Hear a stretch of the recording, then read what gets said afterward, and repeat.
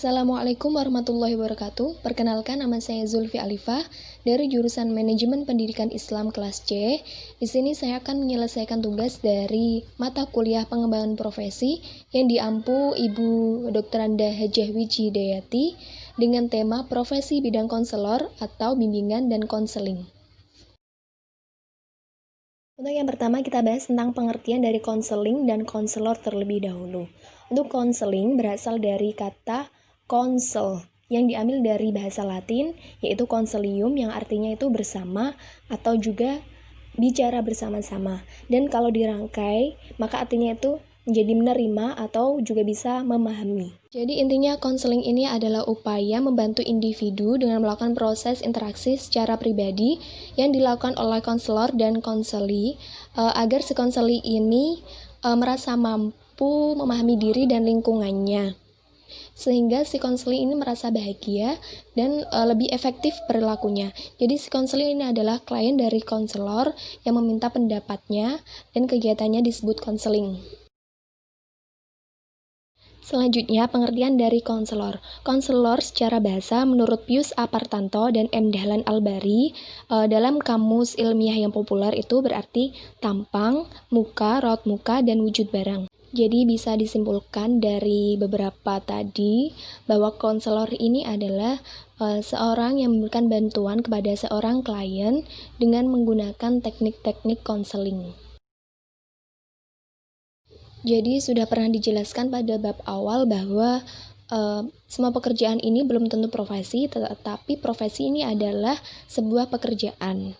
Jadi kalau ditanya bimbingan dan konseling ini sebuah profesi, ya, bimbingan dan konseling ini adalah sebuah profesi.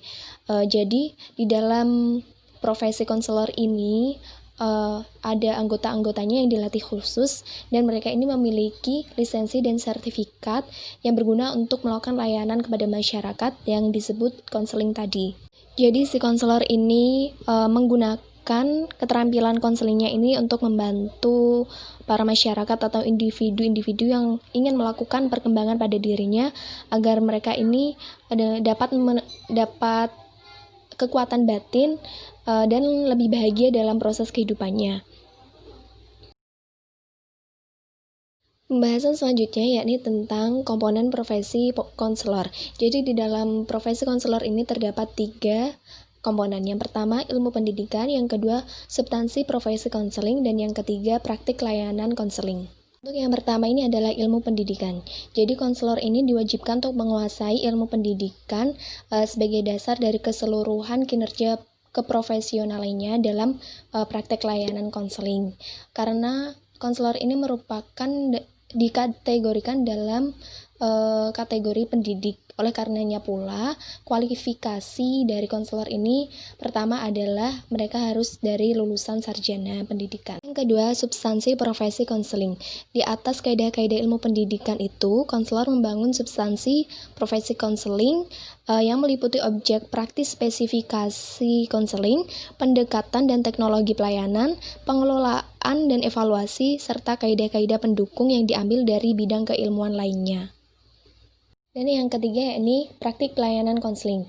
Jadi praktik pelayanan konseling ini adalah puncak dari keberadaan bidang konseling itu sendiri.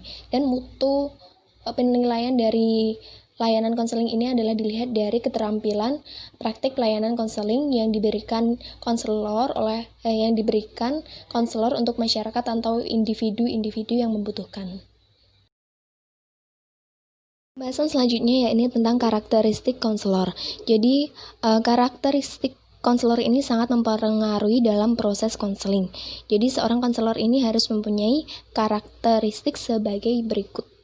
Yang pertama, spontanitas. Jadi, seorang konselor ini harus mampu memahami peristiwa ke situasi yang dilihat dalam hubungan konseling. Yang kedua, fleksibilitas. Artinya fleksibilitas di sini adalah berangkat dari pemikiran bahwa suatu cara itu tidak harus tetap dan cuma satu cara. Jadi seorang konselor ini harus mempunyai suatu pemikiran bahwasanya ada beberapa cara yang mungkin harus digunakan dan itu mengharuskannya untuk melakukan itu. Ketiga, konsentrasi. Jadi dalam proses konseling ini konselor memang harus memfokuskan perhatiannya kepada seorang klien itu.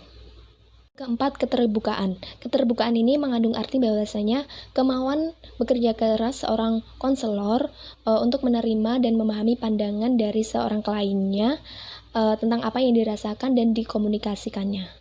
Yang kelima, stabilitas emosi.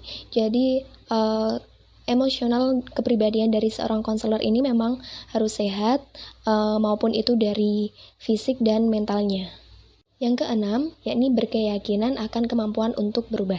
Jadi, seorang konselor ini harus menanamkan pada dirinya bahwasanya dia itu harus yakin dan dia tuh harus mantap bahwa klien yang datang kepadanya ini adalah seorang yang akan bisa berubah pada waktunya dan lebih positif.